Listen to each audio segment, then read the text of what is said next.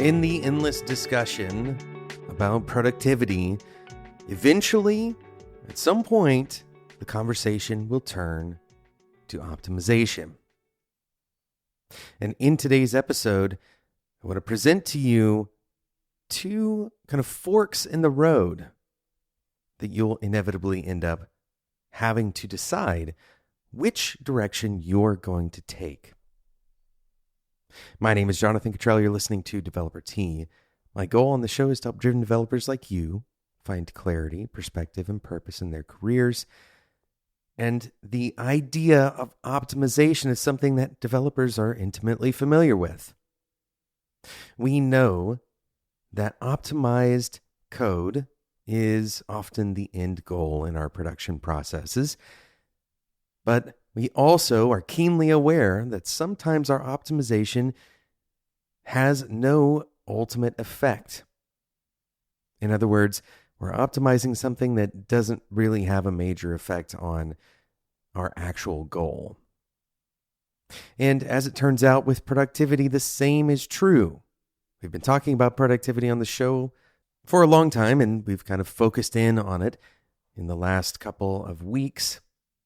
And one of the most important kind of central truths about productivity is that productivity means nothing without a goal. You cannot be productive without a goal. And the reason for this is that productivity is not just about output. This is the common misconception. If we increase our output, we will increase our productivity. That is only one part of the equation. The output that you are actually responsible for, whether you are a manager and you're responsible for your team's output, or you are an individual contributor and you're responsible for your own output, or just in your personal life, you're responsible for the things that you get done on your to-do list. Well, if those things are not carrying you towards an actual goal that you care about, then you might as well not do them in the first place. Output being 1,000% what it was last week takes you no closer to the things that you actually care about getting to. But assuming that eventually you do start having a closer to direct relationship between the work that you're doing, the output that you have, and the actual goal you're moving towards, well, now you are talking about productivity. And this is a great place to be. But you also face some more dangerous forks in the road. The first fork in the road, the first possible dangerous fork in the road, is choosing your relationship with the laws of nature. This may sound really heady, but let's break it down a little bit. On the one fork, the one side of the fork, you have the option of pushing yourself to your absolute limits. This means trying to find ways to hack your sleep or finding ways to squeeze every little bit of productivity out of your week that you can. You may find yourself trying to move closer to an office, not just so you can shorten your commute, but importantly, so you can spend more time at the office. So this kind of optimization is trying to find a way to spend more energy on the same work. Now, assuming that you are pointing all of that energy in the correct direction, if you start doing this, initially you might see a wild bump in output. And that output may actually go towards something good. This may feel like the right direction. But the other fork in the road is a conscious choice to both respect and use the laws of nature to your benefit. Instead of pushing yourself to the limit, you, in this decision, in this direction of optimization, you're choosing to find ways to back yourself away from those limits. You're trying to find ways of creating more headroom, getting more rest, finding things that are more healthy and varied in your life. Now, it should be no secret which one of these forks I recommend that you take. And when presented this way, it seems pretty clear that everybody would want to choose being healthy over trying to push your limits for as long as possible. But accidentally choosing the wrong fork in the road here is the most common mistake that you'll see, because it seems like there's only one lever, there's only one variable that you can change, and that is how much you work. It seems like the only way that you can actually get more done towards the goals that you care about, because again, you're aligned on your goals, you know what's in front of you, is to try to push yourself to do more work. And it's no secret that for a short period of time, this will have a positive effect on your output. In the long run, though, this actually has a lot of perhaps counterintuitive effects on your output. The quality not only goes back down, but goes into the negative in the sense that you start producing buggy code, for example, whenever you are stretched to your limits. And the reason for this is very simple. Once again, you're pushing against these laws of nature. And when we say the laws of nature, in this case, we might be talking about the requirement for sleep. Eventually, if you stop sleeping or you chronically are losing a lot of sleep on average per night, then you're not going to operate, at least from a cognitive perspective and also from a physical perspective, you're not going to be able to operate at your full capacity. And so those hours that you're spending at the edges, well, they're actually reducing your effectiveness. But if you were to flip this around and respect the laws of nature, then you might, for example, set aside time to exercise. And as it turns out, exercise is correlated with, you guessed it, higher cognitive capacity. So be very careful at this particular fork in the road. And it's important to recognize that unlike physical forks in the road, you can make this decision at any point in time. If you've accidentally chosen one direction, well, it turns out that the fork in the road is today. Maybe you didn't see the second option. Maybe you didn't see the option of respecting and then also taking advantage of these laws of nature. Now, it's not going to be good audio, good podcast content for us to go through every law of nature. We've already talked about one, these kind of biological needs that you have for rest and relaxation. Other examples might include the fact that trying to focus on more than one thing at a time actually reduces your capacity pretty drastically. And so one of the kind of laws of nature as it relates to human cognitive capacity is that you need to focus on one thing at a time and reduce the amount of distractions that you have in your life. So these are the kinds of things that if you start to respect them and then use them, you can actually take advantage rather than be kind of limited by them, right? So optimization, not to try to break those laws or try to stretch them or get around them, but instead to reinforce them, to work kind of accelerated by those laws. We're going to take a quick break and then we're going to come back and talk about the second fork in the road, which actually has broad applicability, and I have a little bit less of an opinion on which direction you go on that one. Stick around for that second part.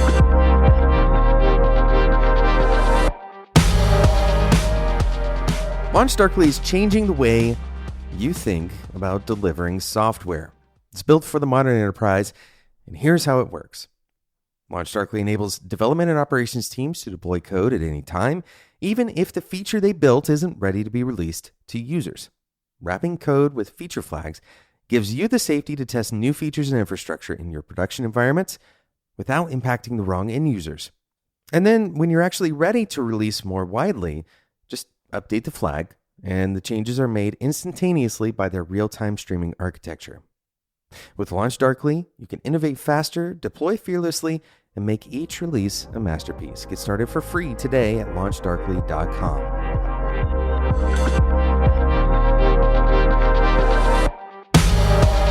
We're talking about optimization. We've talked about optimization towards productivity, and we specifically talked about trying to fight the laws of nature, trying to optimize around them rather than optimizing to take advantage of them. That was the first fork.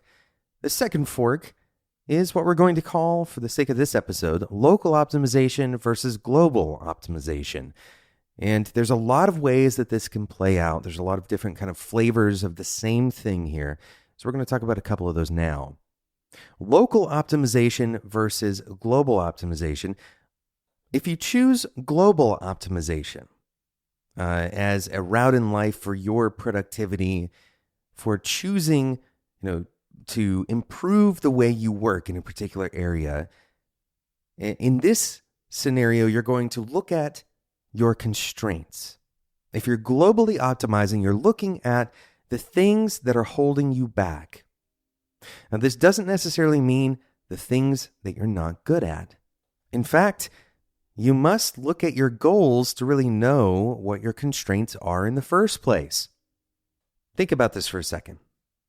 If productivity is only meaningful if you have a goal, then constraints are only meaningful if you have a goal as well.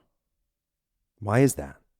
Well, because your constraints are a limit on your productivity. And your productivity can only be limited with reference to a goal. And so a constraint is keeping you from meeting your goals. That's all it is.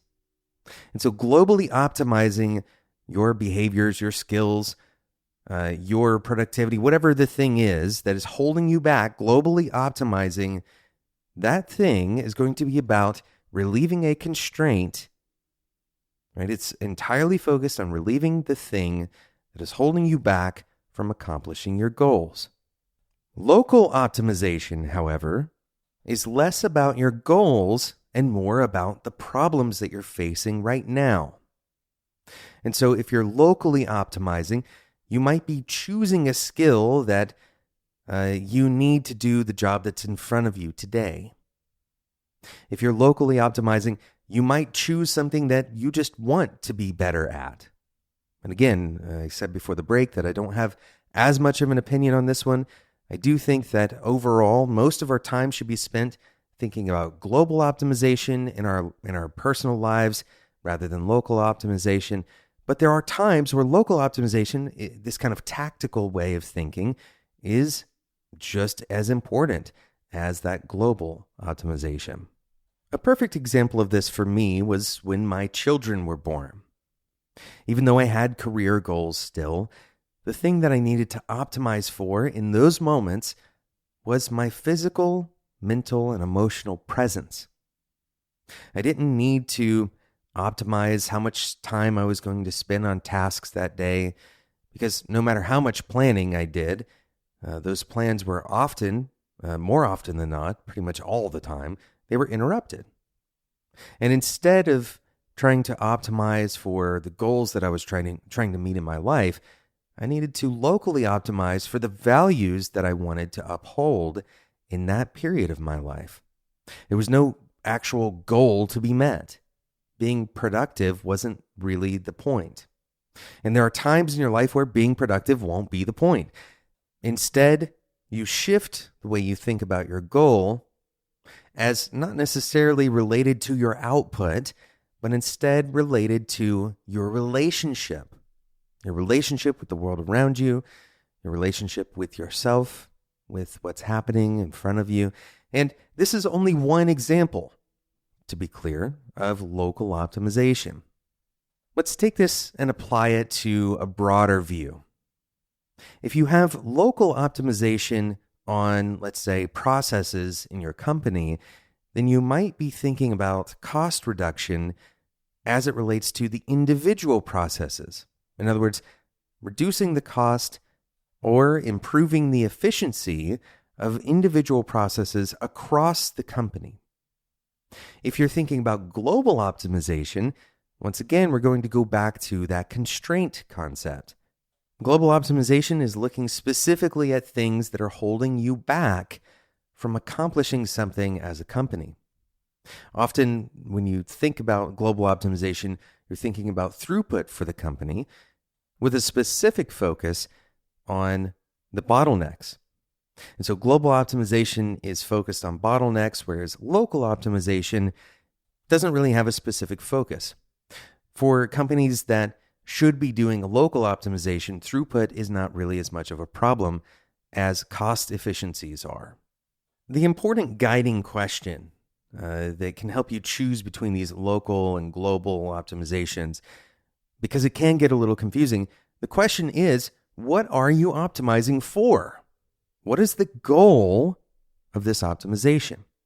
Is the goal of whatever you're kind of trying to improve on, is it aligned with your kind of longer term goals, the things that you are shooting towards into the future, these the way that you're measuring your actual productivity? Is that what you're trying to optimize for? Or are you trying to optimize for something different, for a specific cost category, for example? This has implications that go far beyond your actual, day-to-day work. It goes far beyond what your work is doing as a company. It goes deep into our personal lives. What are we optimizing for? How are we shaping our lives to meet the values that we care about, to meet the long-term goals, or to help us create and abide by the identities that we want to carry? This fork in the road probably has more than two directions, to be fair. But once again, just like the previous fork, it's more of a virtual fork. It's something that you're facing really every day. What am I optimizing for? Am I thinking locally, or am I thinking globally today? Thanks so much for listening to today's episode. I hope you enjoyed this discussion on optimization, and I know that there's plenty more to talk about on the engineering side of optimization. If you want to share a story about a time when you maybe optimized a little too early, or something that you feel like was a huge win in that kind of practical department, share some of those stories, those experience stories with the Developer Tea community. Head over to developertea.com/Discord.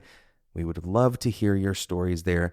Thanks so much for listening. Thank you again to Launch Darkly for sponsoring today's episode. You can get started for free today at launchdarkly.com.